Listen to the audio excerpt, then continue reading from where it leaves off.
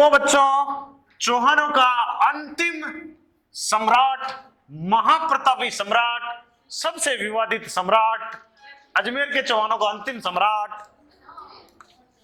आएगा, नाम है पृथ्वीराज चौहान। इसको चौहान ही बोलते हैं, ओरिजिनल में पृथ्वीराज चौहान ही है क्या, और थर्ड भी बोलते हैं इसको, पृथ्वीराज चौहान या पृथ्वीराज थर्ड। 1177 से 1192, 1177 से 1192 अजमेर के चौहान लास्ट है। हाँ, तो चौहान तो और भी है। पानी लेके आना, और लेके ठंडा सा लेके।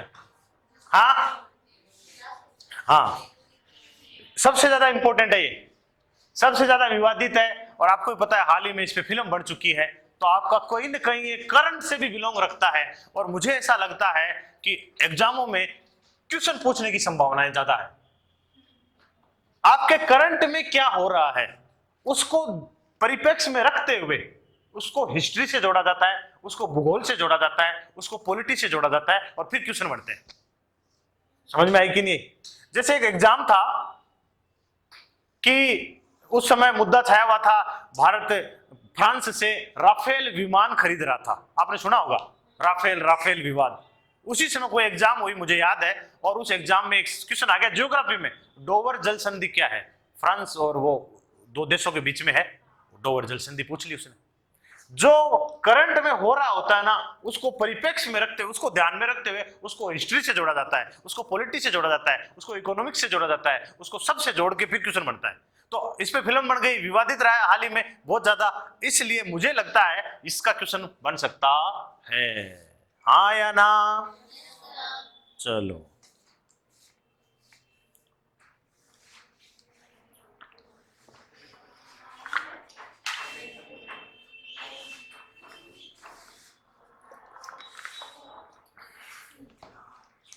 चलिए थोड़ी बात कर लेते हैं इनकी। इधर से शुरू करें। जन्म 1166, जगह का नाम है आहिलवाड़ा।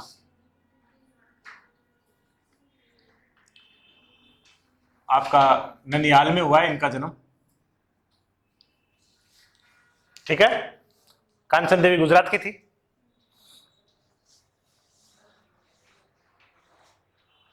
हाँ या ना? दादेरम मान ले। चलिए, माता कपूर देवी, और बच्चों 1 साल तक ये संरक्षिका भी थी, ठीक है?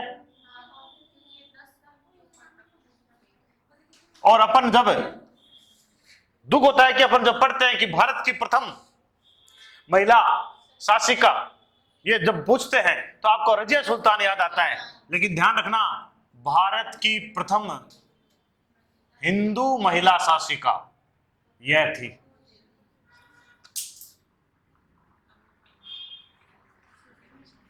हिंदू महिला शासिका क्या नाम है? कपूर देवी। पिता का नाम सोमेश्वर,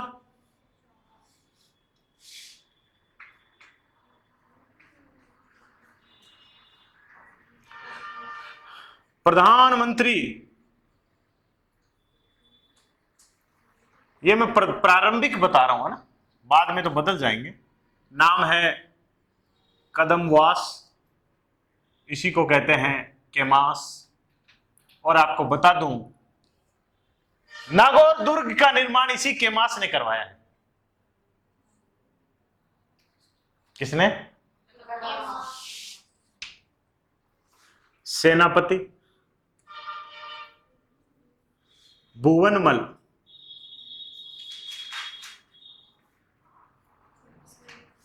ये दोनों ही प्रारंभिक है बच्चों, तराइन तक रहेंगे गारंटी नहीं है।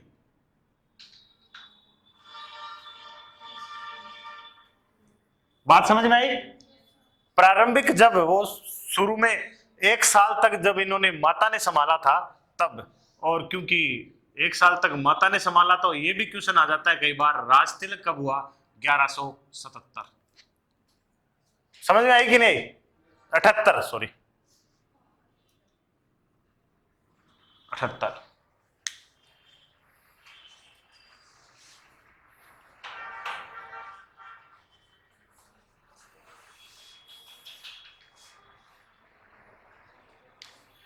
तो आपसे पूछे ना 1 साल तक माता ने संभाला, तो शासक बनते समय आयु 11 वर्ष की आयु में राजा बन गए थे।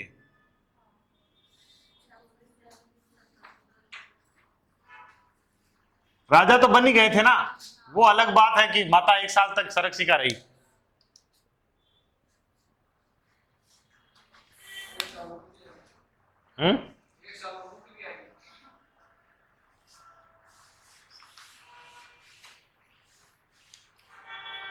हो गया। प्रधानमंत्री कदमवास केमास, नागौर दुर्ग बनाने वाला केमास ही है।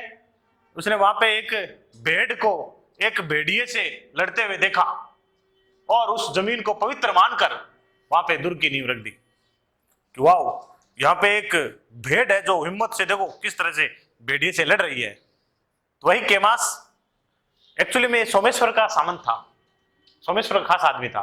तो सोमेश्वर का बेटे का तो खास रहना ही रहना शुरुआत में, समझे?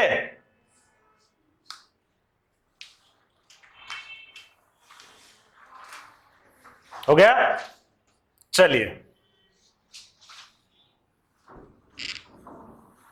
देखो, पृथ्वीराज चौहान है ना, पृथ्वीराज चौहान के सामने परेशानी है, घर की परेशानी, घर वाले परेशान कर रहे हैं, नागार्जुन और अपरागांगे अब विरोध कर रहे हैं। नंबर 2, देश की परेशानी, पड़ोसी, घर से निकलने के बाद पड़ोसी मिलता है, पड़ोसी की परेशानी। और तीसरी विदेश की परेशानी। इन तीनों परेशानियों का सामना करना पड़ रहा है, हाँ या ना? तो देखते हैं, कई बार कहते हैं कि इसकी प्रारंभिक विजय,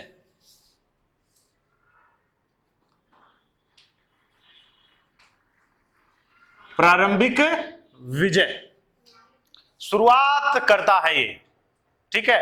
और शुरुआत करता है तो बात है नंबर 1 नागार्जुन व अपरागांगे। याद होगा आपको, का विद्रोह। इन दोनों ने विद्रोह कर दिया कि हमारा भी राजा बनना है, ठीक है? तो ध्यान से देखना है, 1178 युद्ध हुआ। आजकल गुरुग्राम है लेकिन उस समय था गुड़गांव, गुड़गांव का युद्ध कहां है? हरियाणा, ठीक है? ये बहुत बड़ी सेना लेके आया गया, बहुत बड़ी सेना लेके गया। नागार्जुन तो भाग ही गया था डरते, देखते सुनते ही, हालांकि बाद में विद्रोह को शांत कर दिया। तो फाइनली आपको ध्यान रखना है यहां पे विजय पृथ्वीराज चौहान।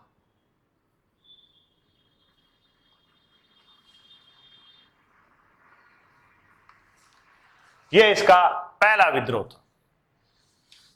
जो दूसरा विद्रोह हुआ, नंबर 1, दूसरा जो विद्रोह हुआ वो था बंडा नायको या बंडा नाको, बंडा नायको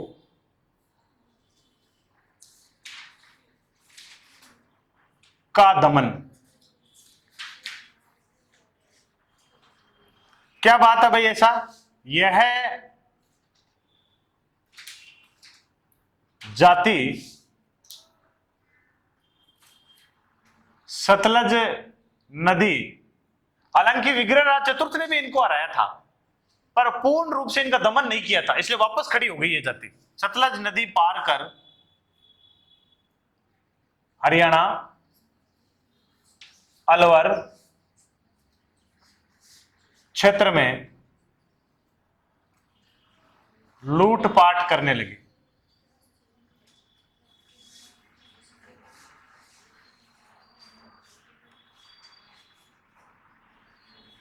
पृथ्वीराज ने विद्रोह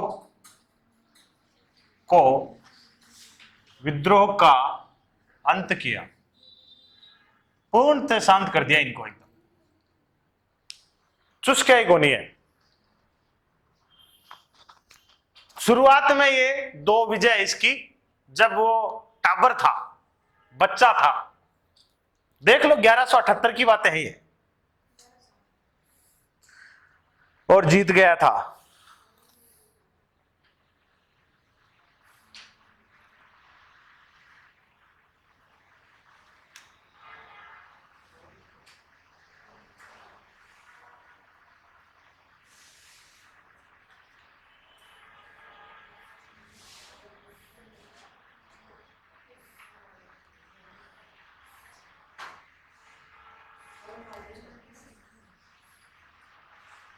हो गया, शुरुआत की विजय है ये, याद रखना।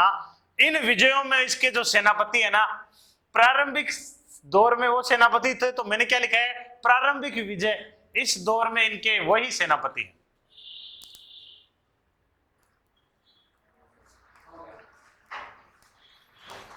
चलिए भैया, तो घर वालों को तो शांत कर दिया इसने। अब आ गई पड़ोसियों की बारी। किनकी बारी? पड़ोसियों की बारी आएगी। अब पड़ोसियों की बारी। अब देखो, एक लड़ाई याद रखनी है आपको, और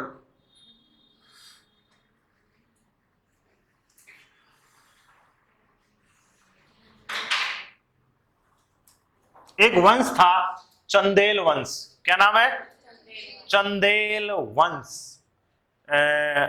बुंदेलखंड के आसपास ये वंश राज कर रहा है। कहां पे? बुंदेलखंड के। आपने कभी खजुराहो सुने होंगे? खजुराहो, ये चंदेल वंश की देन है। खजुराहो सारे के सारे, ठीक है। चंदेल वंश, और शासक हैं, नाम है परमर्दी। परमर्दी देव चंदेला। राजा का क्या नाम है भाई? परमर्दी देव चंदेला। पर मिर्दी देव भी आता कई बार, मिर्दी, परमर्दी या मिर्दी देव चंदेला, याद रखना। 1182 की बात है, और एक युद्ध का नाम है महोबा। पहोबा नहीं, पहोबा याद आ रहा है? कहां पे पहोबा? गंगानगर। किस किस के बीच में लड़ा गया? मालदेव और जेत सिंह राठौड़ बीकानेर के बीच में। तो ये महोबा का युद्ध है, ठीक है। और ये युद्ध बड़ा भयंकर लड़ा गया साहब, बड़ा भयानक था, खून खराबा खूब सारा हुआ। तो तुमुल का अर्थ है भयंकर, तो इसे कहते हैं तुमुल का युद्ध। क्या कहते हैं? तुमुल का युद्ध। याद रखना इस बात को। समझ गए नहीं समझे? एक नाम क्या है? पहोबा का युद्ध। दूसरा नाम क्या है? तुमुल का युद्ध। बहुत ही इंपॉर्टेंट है, ये भी पूछ सकता है, ये भी भयंकर होने के कारण। आपका इधर था पृथ्वीराज चौहान, ठीक है। सामने है परमर्दी देव चंदेला, और इसके सेनापति, ये नाम है नंबर 1 आला, और नंबर 2 आधा भी कह सकते हो इसको, और उदल।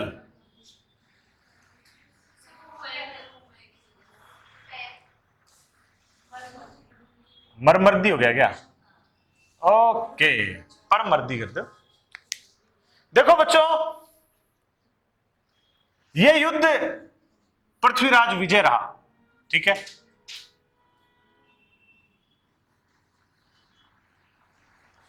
Prithviraj PC 3rd, Prithviraj Chauhan. ये युद्ध कौन जीता? ये पहले तो बता देते हैं कि ये युद्ध का कारण क्या था। कहा जाता है कि पृथ्वीराज चौहान के कुछ घायल सैनिक दिल्ली लौट रहे थे, और चंदेल शासकों ने इनको रोक लिया रास्ते में, उनको मार डाला। तो अपने उन सैनिकों का बदला लेने के लिए ये कार्य किया इसने। लेकिन ये युद्ध एक्चुअली में इन दो बहादुर सेनापतियों के लिए जाना जाता है। इन्होंने क्या युद्ध किया है, बड़े भयंकर तरीके से युद्ध किया और वीर गति को प्राप्त हुए, इनके लिए याद किया जाता है, इनकी वीरता के लिए याद किया जाता है आला और उदल। समझ में आएगी नहीं? और कहावत है, एक कवि हुए जागनिक, उन्होंने कहा है कि 12 वर्ष कुकुर जिए, 13 वर्ष सियार, 18 वर्ष क्षत्रिय जिए, बाकी जीवन धिकार। हाँ या ना? तो 18 वर्ष के छोरे इन्होंने जो वीरता दिखाई है यहाँ पे, गजब की वीरता थी। एक्चुअली में ये युद्ध, इसकी विजय की अपेक्षा इनकी वीरता के लिए जाना जाता है। महोबा का युद्ध, तुमुल का युद्ध, याद रखना 1182। उतारो, हो गया? तो ये हो गया, चंदेल वंश के साथ जो पड़ोसी था उनको शांत कर दिया। ठीक है, अब एक दूसरा पड़ोसी है, इनसे तो लफड़ा कई सालों से चल रहा है, आपको ही पता है ना? अर्णोराज से पहले तक विग्रहराज द्वितीय ने मूलराज प्रथम को हराया। अर्णोराज चौपड़ पासा खेलते हुए लफड़ा कर गया, कंचन देवी को भला बुरा कह गया, उसने फोन किया, कुमार पाल आया, फिर विग्रहराज चतुर्थ कुमार पाल को दोबारा हरा देता है। मतलब चालुक्यों के साथ तो लफड़ा चलता ही रहता है। पृथ्वीराज प्रथम ने 700 चालुक्यों की हत्या कर दी पुष्कर में, हाँ या ना? तो चालुक्य का इस समय शासक है भीम सेकंड। बात हुई अपनी अभी अभी, भीमदेव सेकंड कर दो, थोड़ा नाम छोटा लग रहा है तो एक कारण तो ये हो सकता है, इसने अपने पिता को मारा है तो ऑब्वियसली बदला तो लेगा ही लेगा ना, ठीक है ना? बदला लेना ही लेना है। तो भाई साहब 1184 में इस युद्ध का नाम है नागौर का युद्ध। ये लड़ाई नागौर को लेकर हुई है।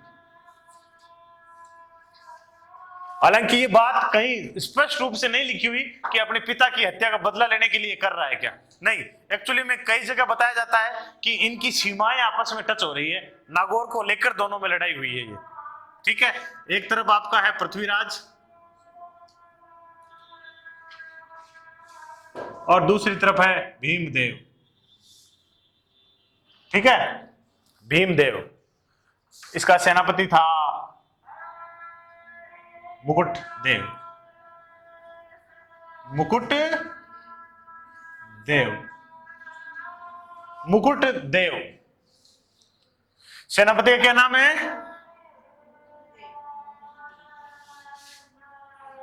मुकुट देव।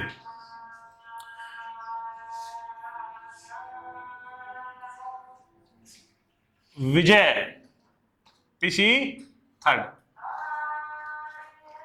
देखो एक्चुअली में क्या है कि ये विजय भी नहीं, युद्ध बहुत दिनों तक रुक के चलता रहता था। ये 1187 में रिजल्ट निकला और कहते हैं कि एक संधि हुई है,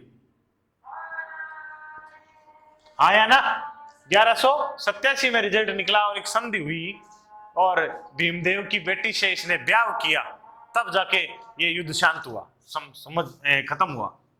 तो भीमदेव की पुत्री से विवाह किया।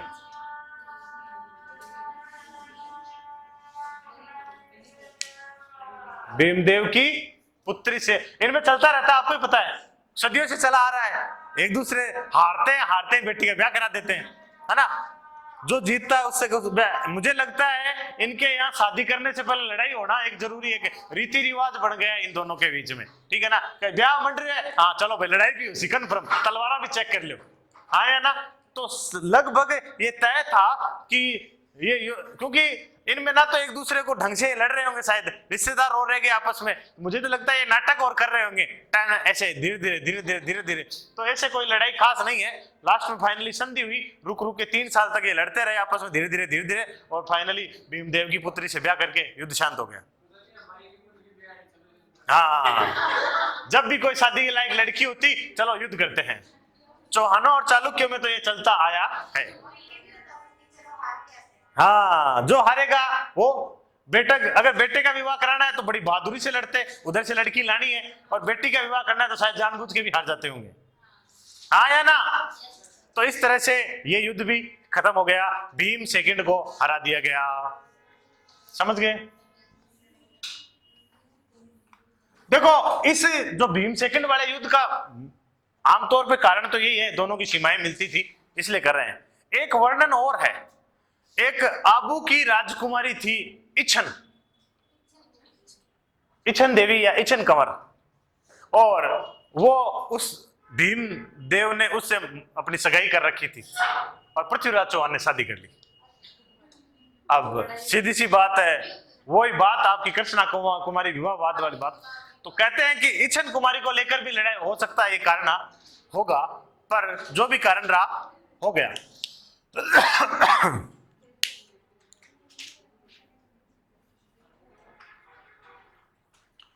और अब आता है बच्चों एक और पड़ोसी है चौहान गढ़वाल।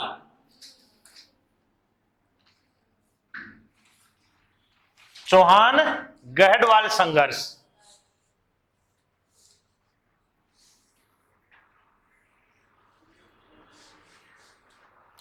कारण क्या है संघर्ष का? दोनों वंश साम्राज्यवादी थे।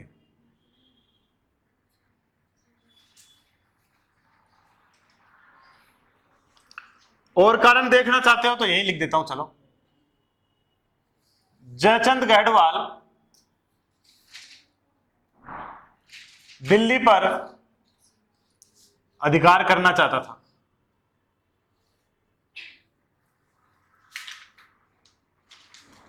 पृथ्वीराज रासो के अनुसार अनंगपाल तोमर के दो बेटियां थी, एक बेटी से सोमेश्वर था, एक विजयराज गढ़वाल था, और इसलिए एक द्वैता हुआ था पृथ्वीराज चौहान और एक द्वैता हुआ था जयचंद गढ़वाल।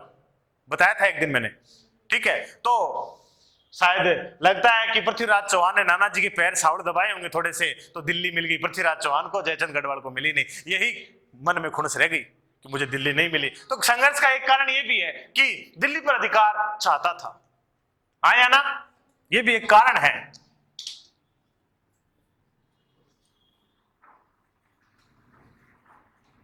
पृथ्वीराज के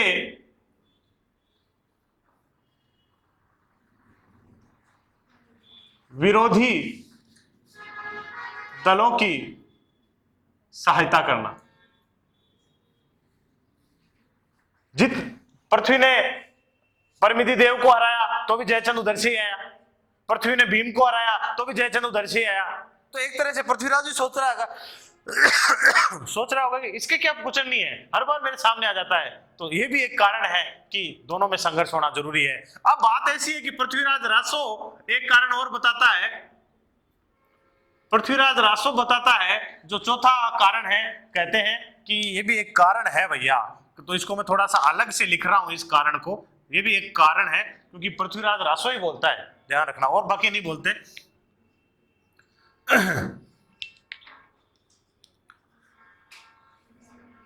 जयचंद की पुत्री संयोगिता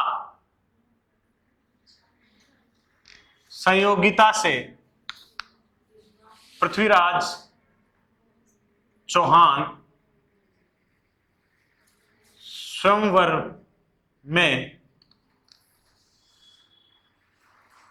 अपहरण कर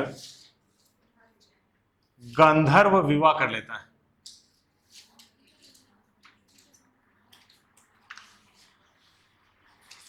लव मैरिज, समझ गए? एक कारण यह भी बताया गया कि इस कारण भी इन दोनों के बीच में बनती नहीं थी, ठीक है ना। तो ध्यान रखना है कि ये जो सच्चाई है ना इस बात की, तो इसका समर्थन करने वाले कौन कौन है? समर्थन, पहले तो इसको मानते कौन कौन है? समर्थन करने वाले हैं दशरथ शर्मा, नंबर 2 चंद्रशेखर, आपका चंद्रशेखर सृजन चरित्र लिखा है, और तीसरा है आपको बता ही दिया पृथ्वीराज रासो, तो चंद्र बरदाई, ठीक है। ये समर्थन करने वाले हैं, लेकिन विरोध कौन करते हैं? इस बात का समर्थन नहीं करते हैं कि ये बात कल्पना है, केवल कल्पना बताया है। नंबर 1 गौरी शंकर ओझा, कैसी कोई घटना हुई नहीं है। और नंबर 2 आरसी त्रिपाठी।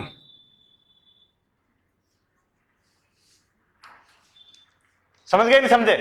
तो इस सहयोगिता के अपहरण वाली घटना का ये तो समर्थन करते हैं कि ऐसा हुआ था, ठीक है, और ये लोग बोलते हैं कि नहीं, ये एक कल्पना मात्र है, एक कहानी है कि लोगों को थोड़ी लड़ाई हुई होगी इनके साथ, थोड़ा बहुत मतभेद हुआ होगा, पर लोगों को कहानियां अच्छी लगती है, इसलिए लोग कहानियां बना लिए और उसको किताबों में छाप दिए। तो इसलिए ये लोग इसको नहीं मानते हैं। कहते हैं कि स्वयंवर रचाया था जयचंद ने और सबको बुलाया, राजकुमारों को बुलाया कि भाई आओ मेरी बेटी का स्वयंवर है। सभी राजकुमार आए। अच्छी बात है, अपनी बेटी का विवाह करने का तरीका होता है, बिल्कुल करना भी चाहिए। लेकिन कहते हैं कि पृथ्वीराज की एक प्रतिमा बनाकर और जहां पे लगवाई वहां पे चप्पल जूतियां खोली जाती है, और इस बात से थोड़ा सा फर्क पड़ेगा इस घटनाक्रम को। रानी राजकुमारी जी आई और सहयोगिता जी और सबको पूछा, चेक किया, योग्यता परखी कि हाँ भाई बोल, क्या क्या याद है, मारवाड़ का इतिहास पूरा याद है, हाँ मेवाड़ का याद है, सबकी योग्यता चेक की और किसी को लायक न समझकर उसी राजकुमारी की जो पत्थर की प्रतिमा थी उसी को माला पहना दी। कहते हैं कि पृथ्वीराज वहीं कहीं छुपा हुआ था और उसने आया सेना के साथ और भरे दरबार में सहयोगिता का अपहरण करके ले गया। जयचंद की सेना भी पीछा किया उसने लेकिन वो जगह जगह उसने पहले से सैनिक छोड़ रखे थे जो उस सेना का सामना कर रहे थे ताकि पृथ्वीराज आराम से दिल्ली पहुंच सके। एक ये भी कथा है, समझे? खैर, इनसे संघर्ष के कई कारण हैं जो साम्राज्यवादी से लेकर इस घटना तक को भी माना जा सकता है।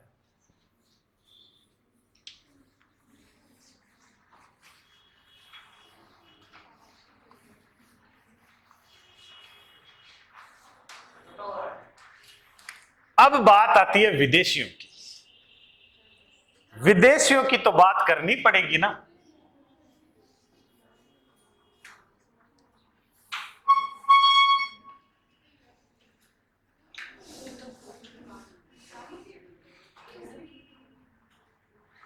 मोहम्मद गोरी, मोहम्मद गोरी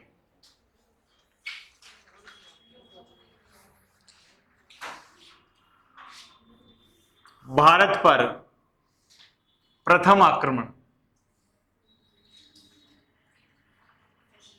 1175, कई जगह 74 मिलेगा, मुल्तान।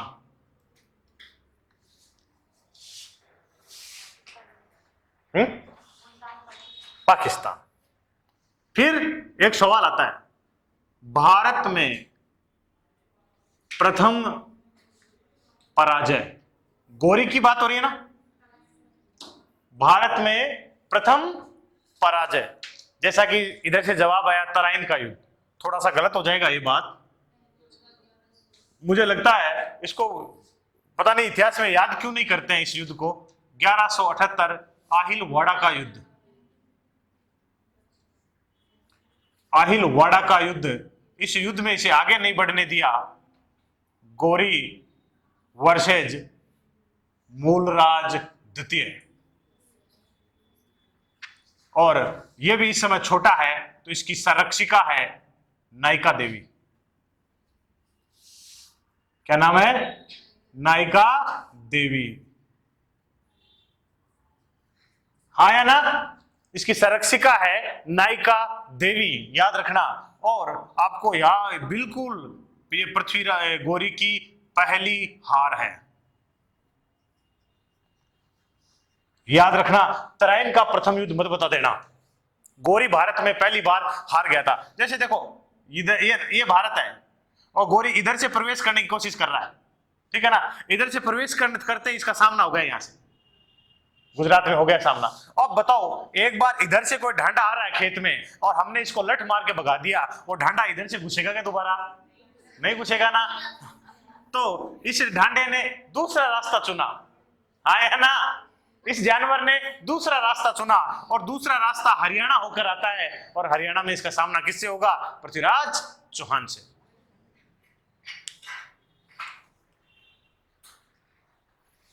तो ध्यान रखना है मोहम्मद गोरी की पहली हार।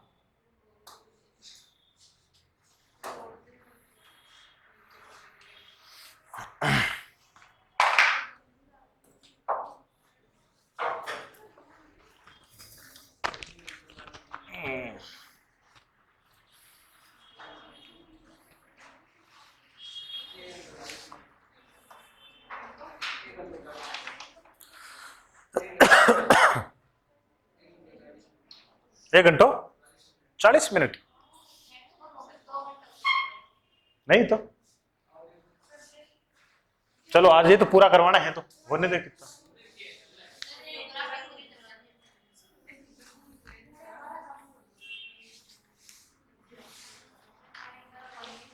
इसके लिए अलग से तो वीडियो बनाना ही नहीं है ना, अब हो रहा है तो होने दो, कोई बात नहीं।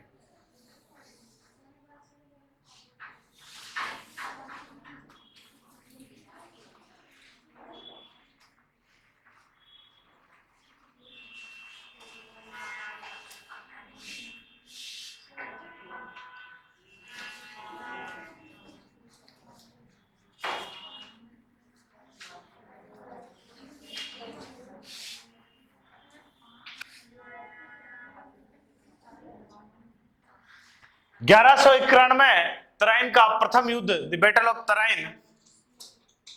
अच्छा, अंग्रेजी में क्या आता है कई बार, ट्राइन, टेरिन,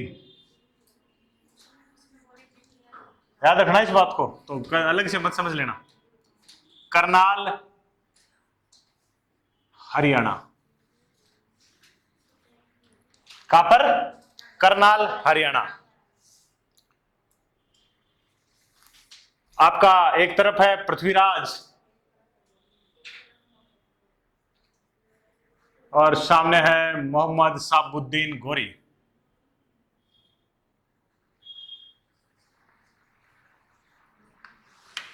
ठीक है, अब देखिए सेनापति खांडेराव, सेनापति का क्या नाम है, खांडेराव। सहयोगी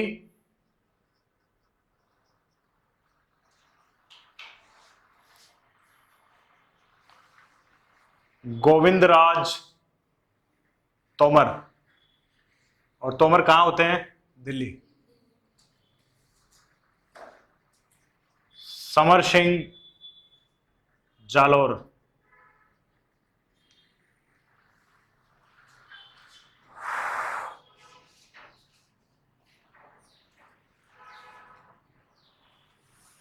सामंत सिंह मेवाड़, ये सब सहयोगी रहे हैं इस युद्ध में।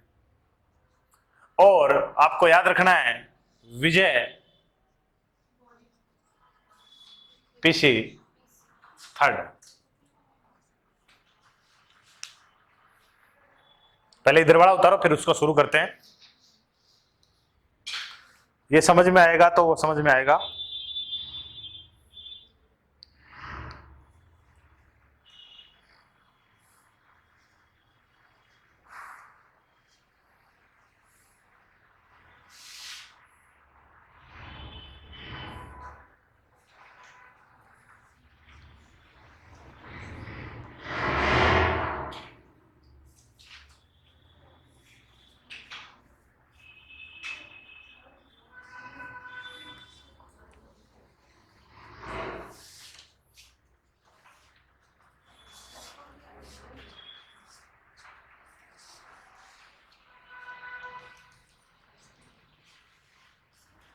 ये लड़ाई हुई सेम वही है,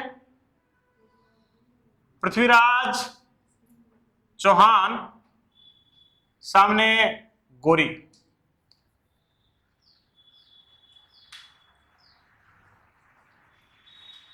सेनापति एक ही अभी भी वही है, पर गोविंद दास नहीं है, क्योंकि गोविंद दास की इस युद्ध में मृत्यु हो जाती है।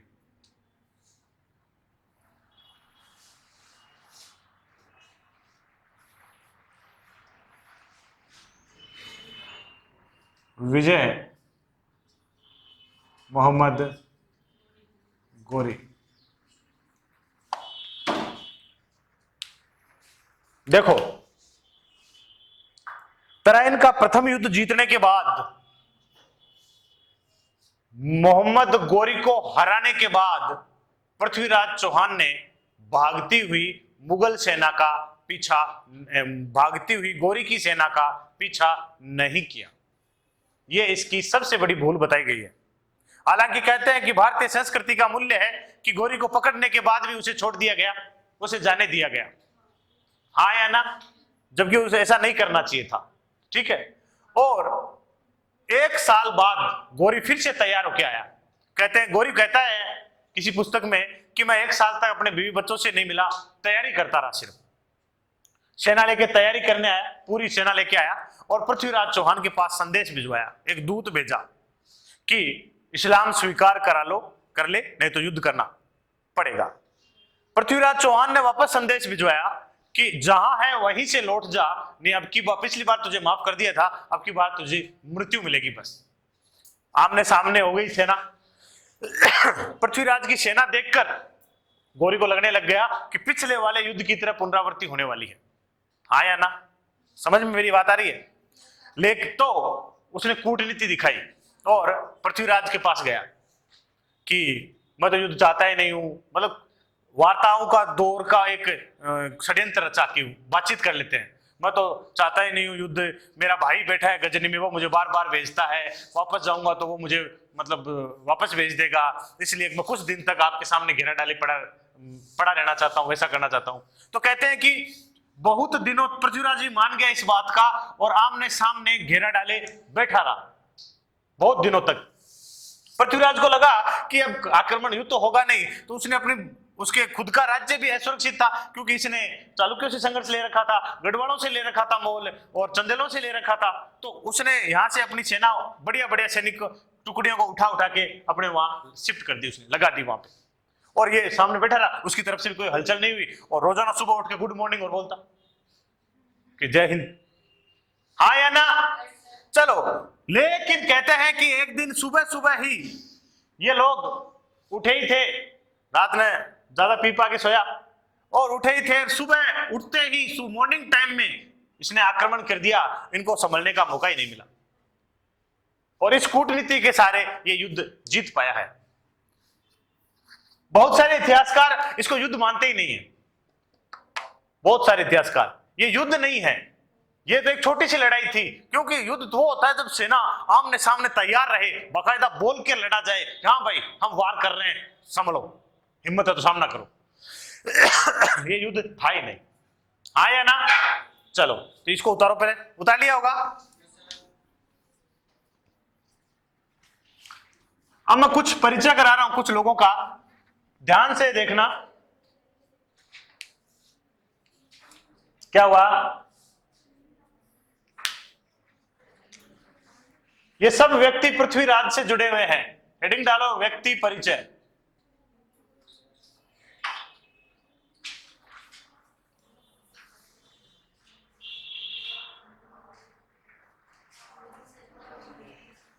किवाम उल मुल्क,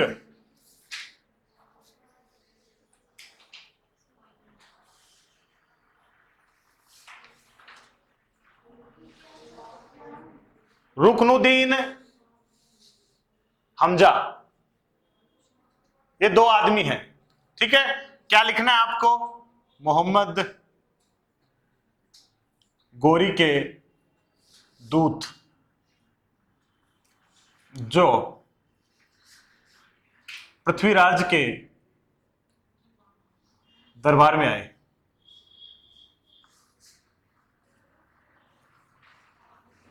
किवाम उल मुल्क और रुकनुद्दीन हमजा। फिर देखते हैं,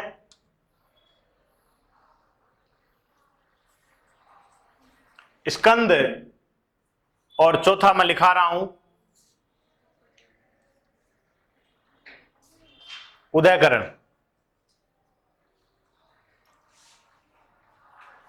पृथ्वीराज के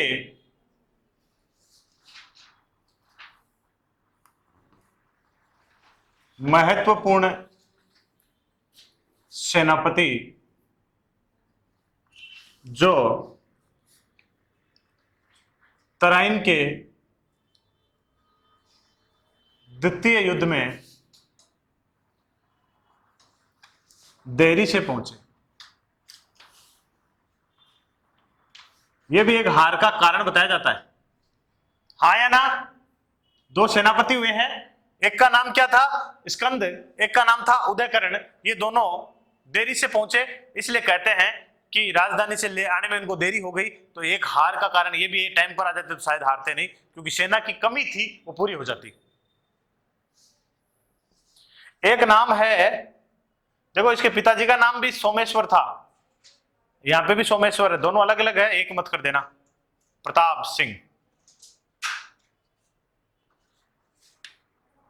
इन्होंने विश्वासघात किया था।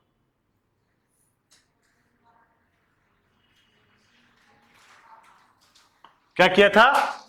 विश्वासघात किया था।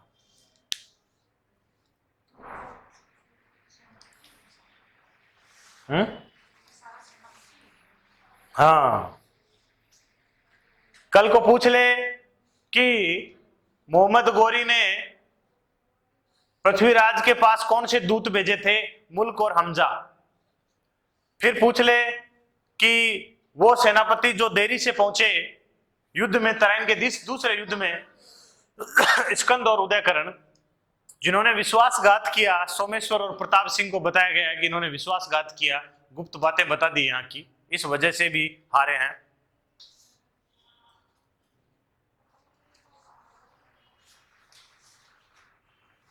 हो गया?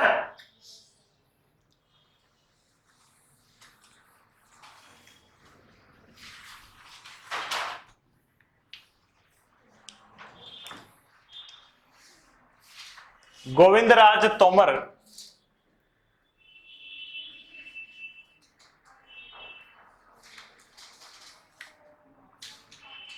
तराइन के प्रथम युद्ध में मोहम्मद गोरी को घायल कर दिया था।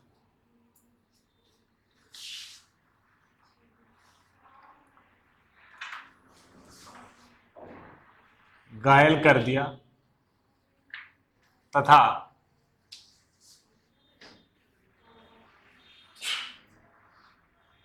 उसके सेनापति जियाउद्दीन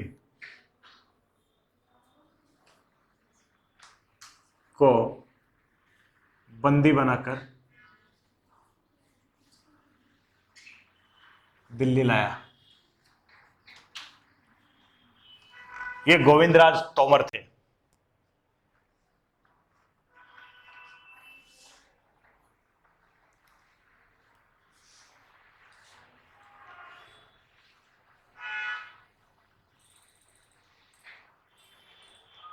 चलिए, ये बात हो गई।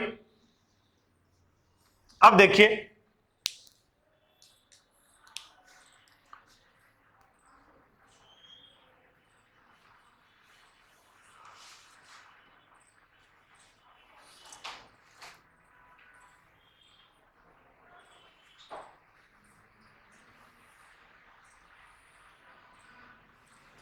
ग्यारह सौ 78 से 1192 के मध्य, 92 की जगह 90 करना, के मध्य पृथ्वीराज चौहान व मोहम्मद गोरी के मध्य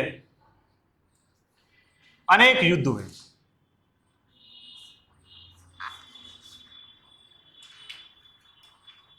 कहते हैं कि बहुत सारे युद्ध हुए हैं। आप तो दो ही पढ़ते हो, battle of Tarain 1, battle of Tarain 2, लेकिन कहते हैं कि युद्ध बहुत हुए हैं। जैसे एक उदाहरण देते हैं, हमीर महाकाव्य। मुझे राइटर बताना कौन है, लिख चुका हूं पहले मैं बहुत बार, फटाफट बताओ, याद है क्या? नयनचंद सूरी।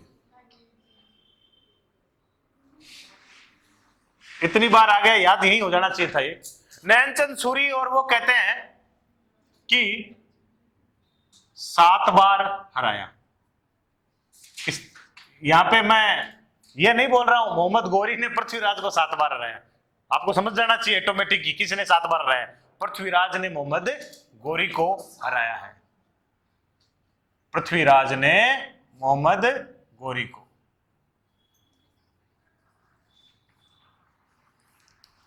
समझे? याद रखना है, ये बातें सही है, ये बात बोल के गए हैं।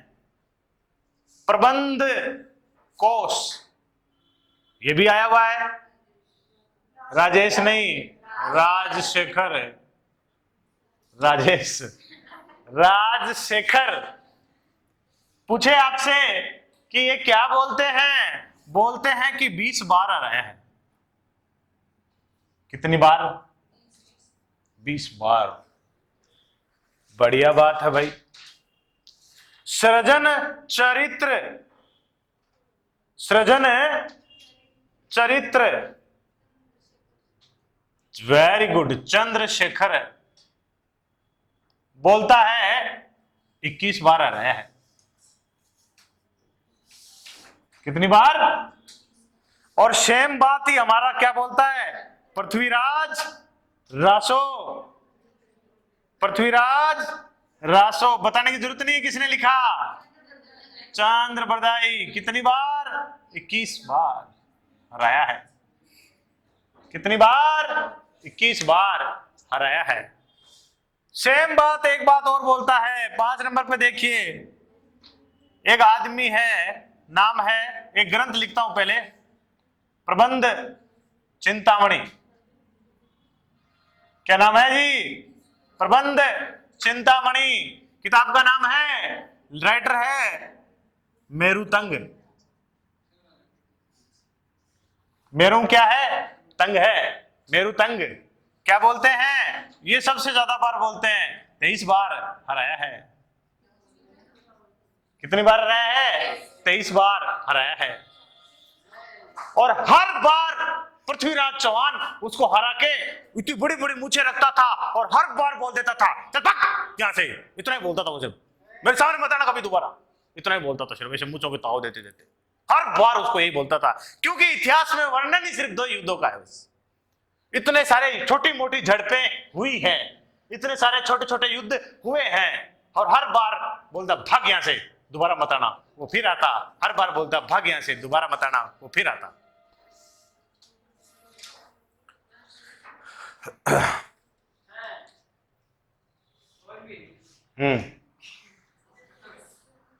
होने दे, मैं इसको 2 टुकड़ों में करवा दूंगा। नहीं तो मैं खुद ही करवा दूंगा ना से 2 टुकड़े, लेकिन इसको कंप्लीट तो करूं ना, क्योंकि इसको बीच में छोड़ूंगे। अब है 15-20 मिनट का हो रहा है।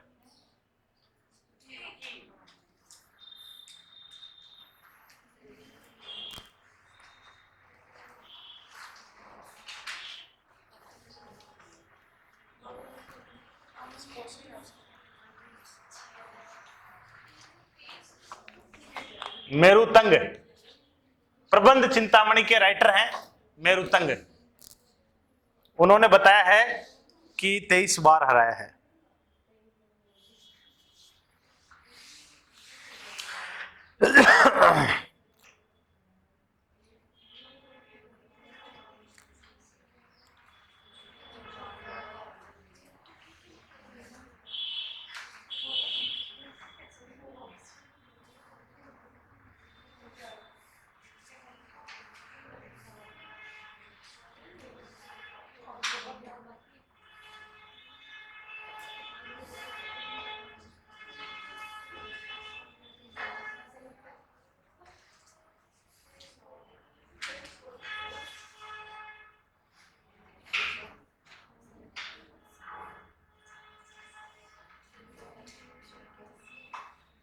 हो गया? चलें आगे।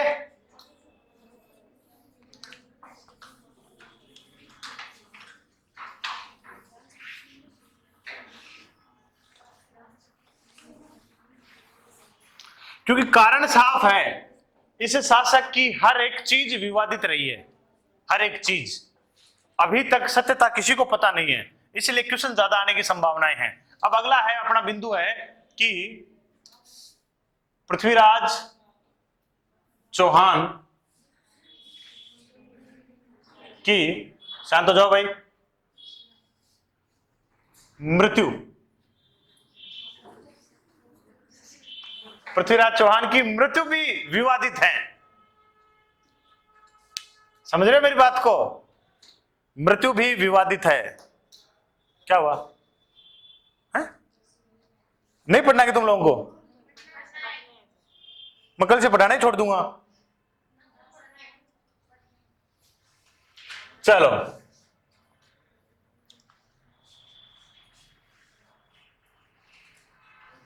एक किताब है हमीर महाकाव्य। क्या नाम है? हमीर महाकाव्य। हमीर महाकाव्य के अनुसार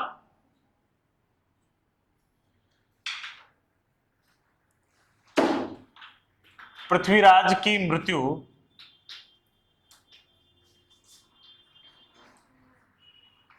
मोहम्मद गौरी की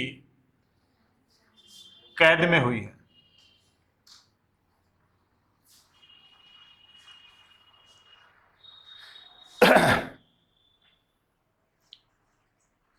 हसन निजामी एक इतिहासकार हैं, पुस्तक है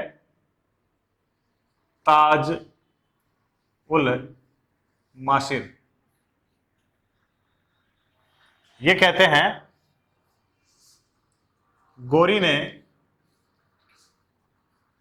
गौरी की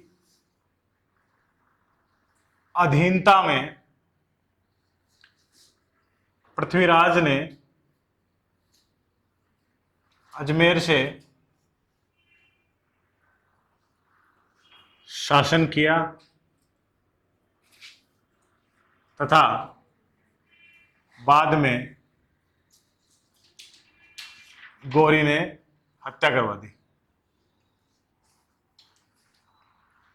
ऐसा ये क्यों बोलते हैं? क्योंकि बाद के सिक्कों पर एक तरफ मोहम्मद शाम लिखा मिलता है।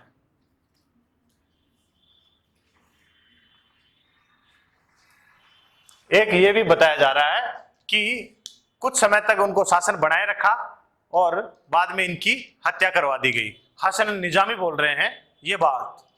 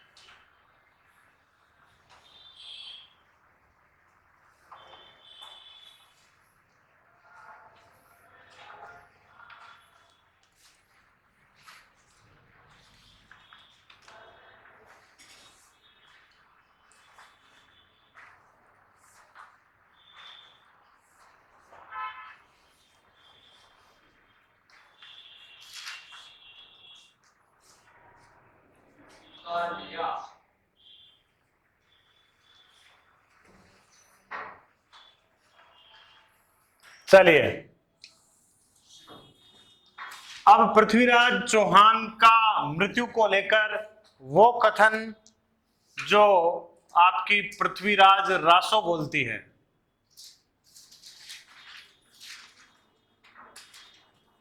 कौन बोलती है? लेखक कौन है? चंद बरदाई।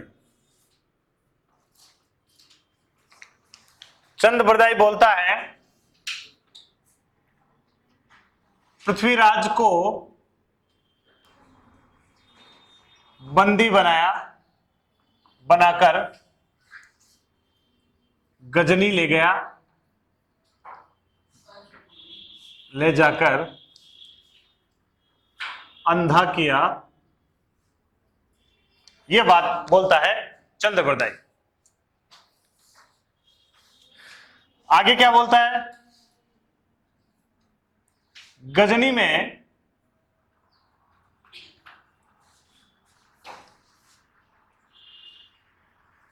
पृथ्वीराज ने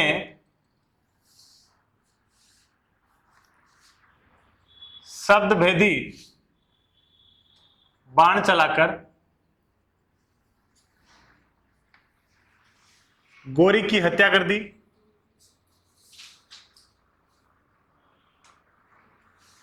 तथा बाद में पृथ्वीराज व चंद्रबरदाई दोनों आत्महत्या कर लेते हैं।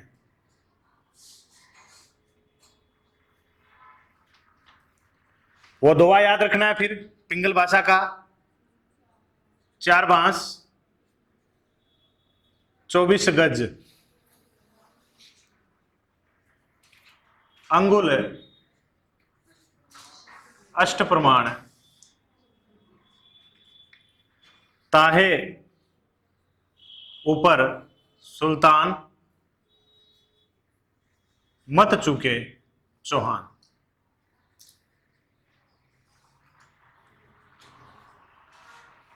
ये दोहा बोला गया, वो वाली सारी जो बात है एक दिन मैंने पहले आपको बताई होगी, वो सारी बात चंद्रबरदाई के अनुसार है कि ये जाते हैं और बाद में हत्या कर देते हैं और खुद आत्महत्या कर लेते हैं।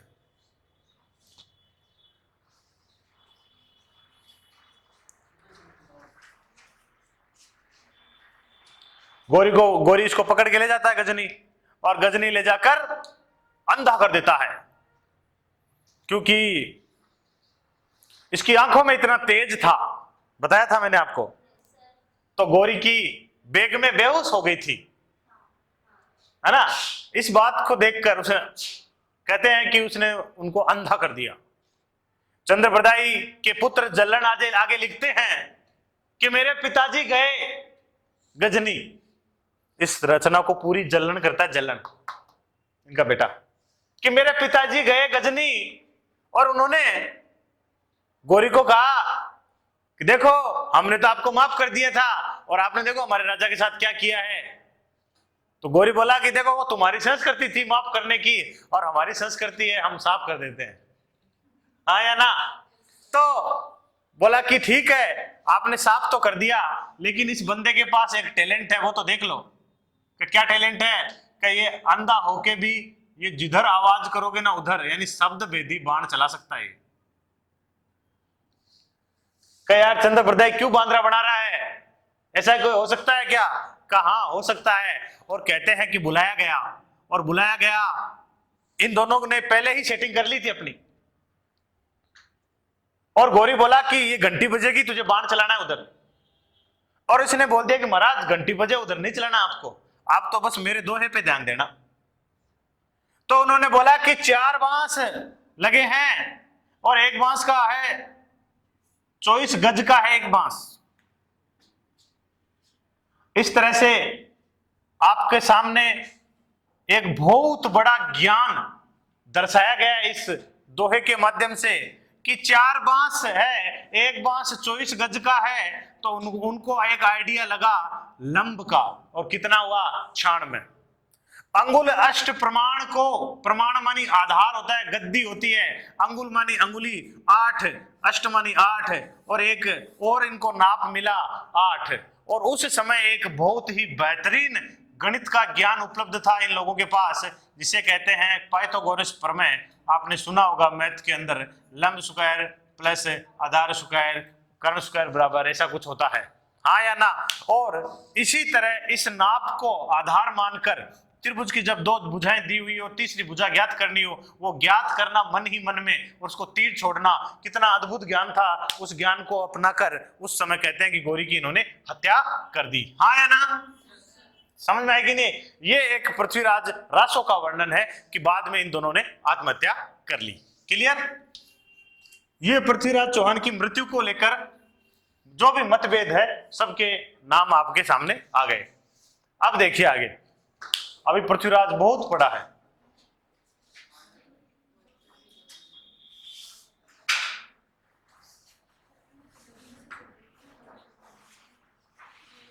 विद्वान, विद्वान नंबर 1, ये तो जानते ही आप, चंद्र बरदाई विद्वान था कि नहीं था? था। मूल नाम इसका आपको अभी तक किसी को नहीं पता, पृथ्वी वलादी भट्ट था इसका नाम।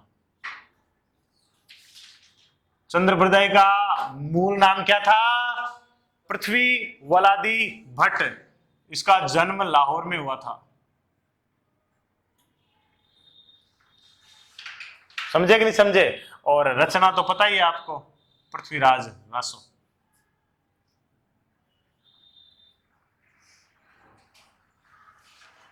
पृथ्वीराज रासो। एक और व्यक्ति है, नाम है जयानक भट्ट। इनकी रचना है पृथ्वीराज विजय।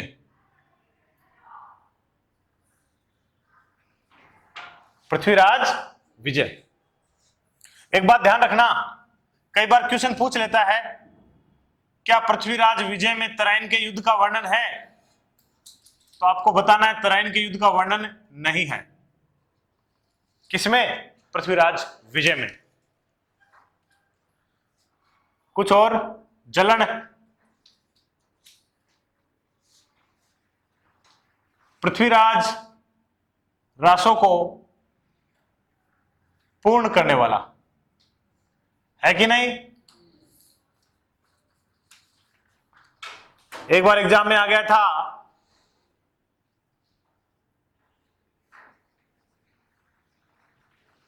विद्यापति गौड़, वागीश्वर जनार्दन, ये आदि विद्वान किसके दरबार में रहते थे? तो आपको पता होना चाहिए, पृथ्वीराज के दरबार में रहते थे।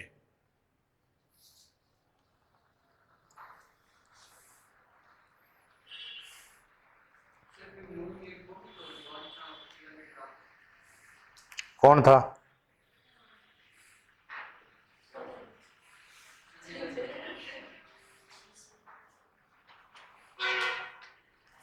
कौन था?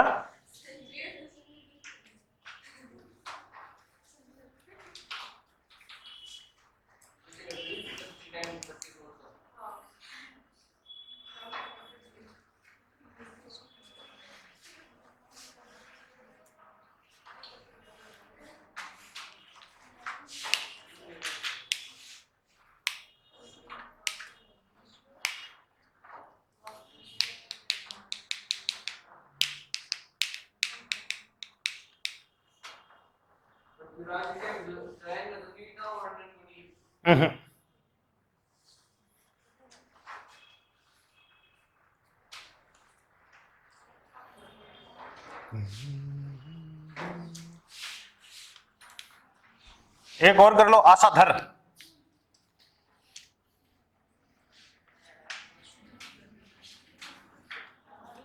पद्मनाभ,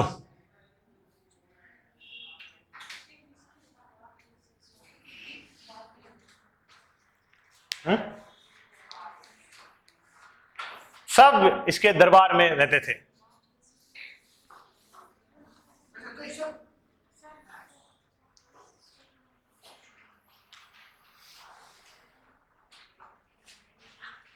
पृथ्वीराज ने अजमेर में कला व साहित्य विभाग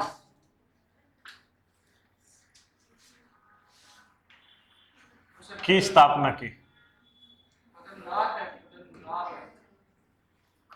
पद्मनाभ, और इस कला और साहित्य विभाग के जो पहले अध्यक्ष बने उनका नाम है पद्मनाभ।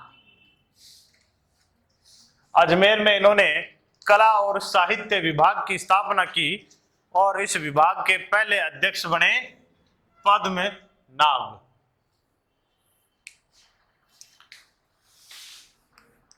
आपको अलग से पूछ ले कल को, पृथ्वीराज का स्मारक, तो बताना है अजमेर। आपसे अलग से पूछ ले पृथ्वीराज की छतरी, तो बतानी है गजनी, अफगानिस्तान।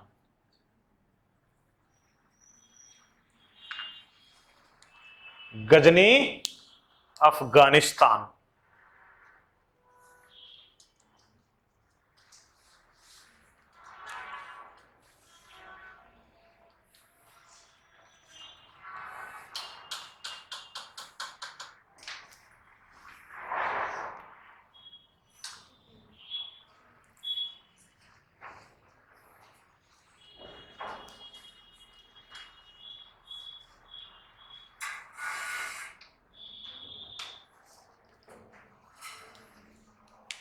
आगे देख लीजिए कुछ छोटी मोटी बातें।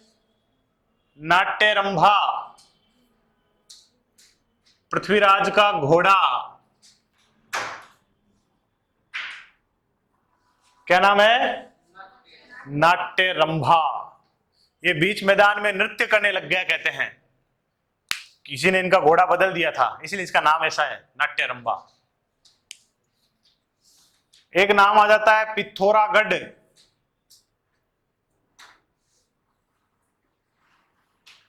पृथ्वीराज ने दिल्ली में किला बनाया,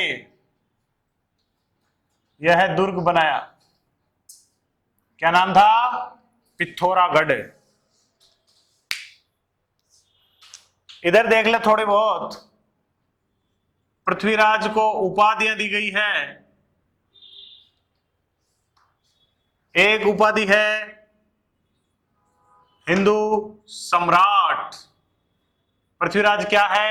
हिंदू सम्राट है। राय पिथौरा,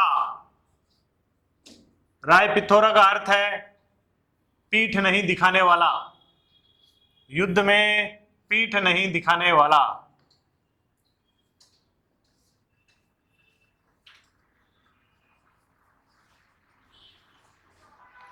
राय पिथौरा। इसी तरह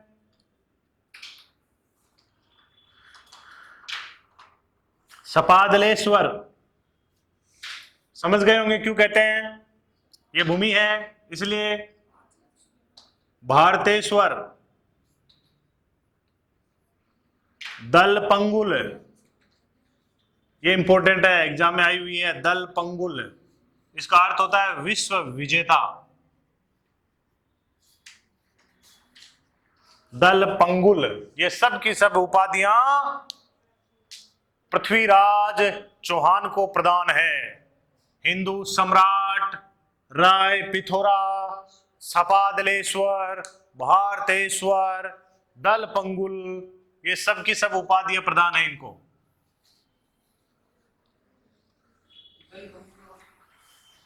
दलपंगुल का मतलब विश्व विजेता।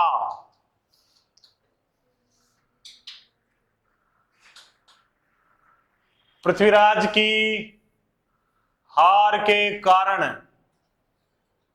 किस कारण से हार गया वो, ऐसा क्या हुआ था? नंबर 1,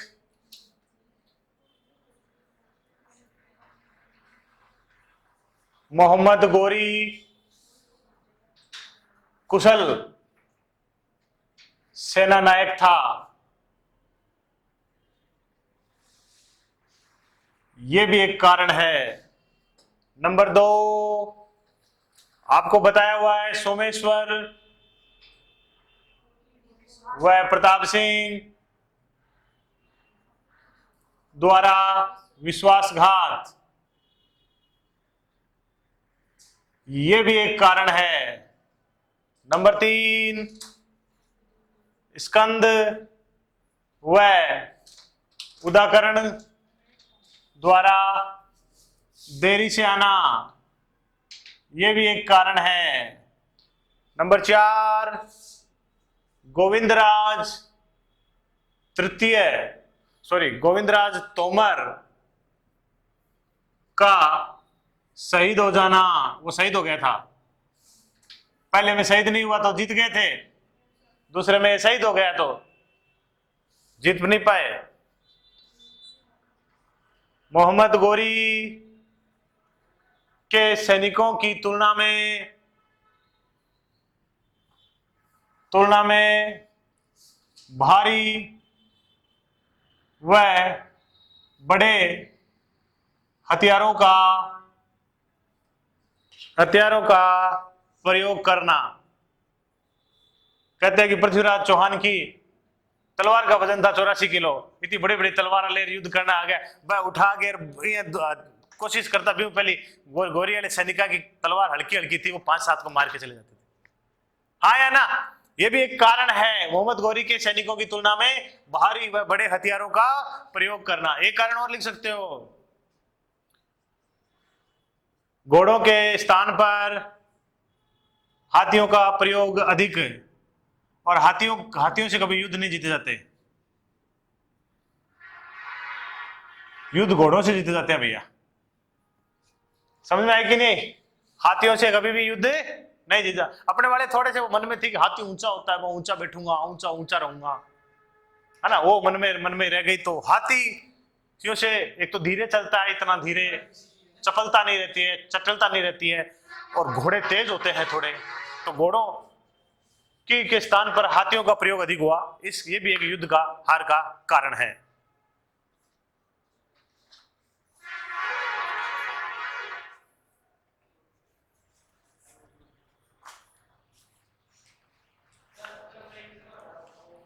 हो गया? अब परिणाम और देख लो, युद्ध का परिणाम क्या निकला है, उसके बाद परिणाम क्या निकले। ये हार के कारण है, सब एग्जाम में आते हैं, इंपॉर्टेंट है सारे के सारे, इसमें टाइम खर्च हुआ है, ये सबसे ज्यादा इंपॉर्टेंट टॉपिक है ये।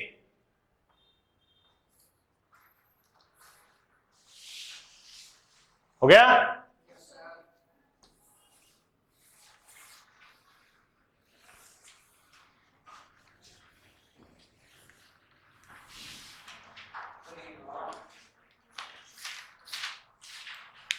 अगला, तराइन के युद्ध का परिणाम, क्या परिणाम निकले भैया?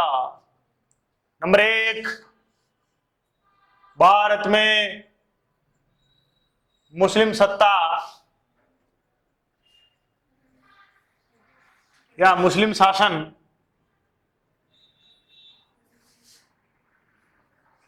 स्थायी रूप से स्थापित, और अब हमारा शासन आने का सपना भूल गए। क्यों?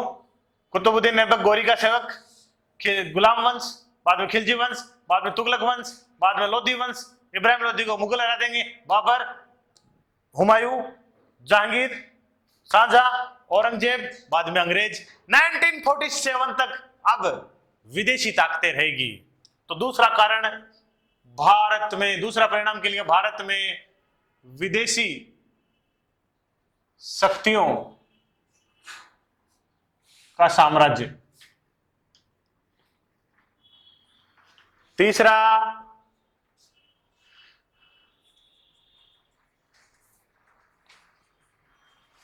हिंदू साम्राज्य का अंत। हिंदू साम्राज्य का आप सपना भूल जाओ, हिंदू साम्राज्य का अंत हो गया।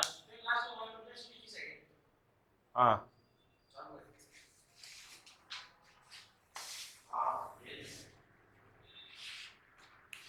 समझ गया कि नहीं समझे? ये आपके परिणाम रहे हैं। ठीक है, फाइनली हो चुका है ये अपना काम। आज के लिए इतना ही, बहुत बड़ा वीडियो हो गया होगा। पृथ्वीराज चौहान है, ऑब्वियसली बड़ा तो होना ही था। ठीक है, आगे अपन रणथंभौर के चौहानों के साथ फिर उपस्थित होंगे, तब तक के लिए प्रणाम।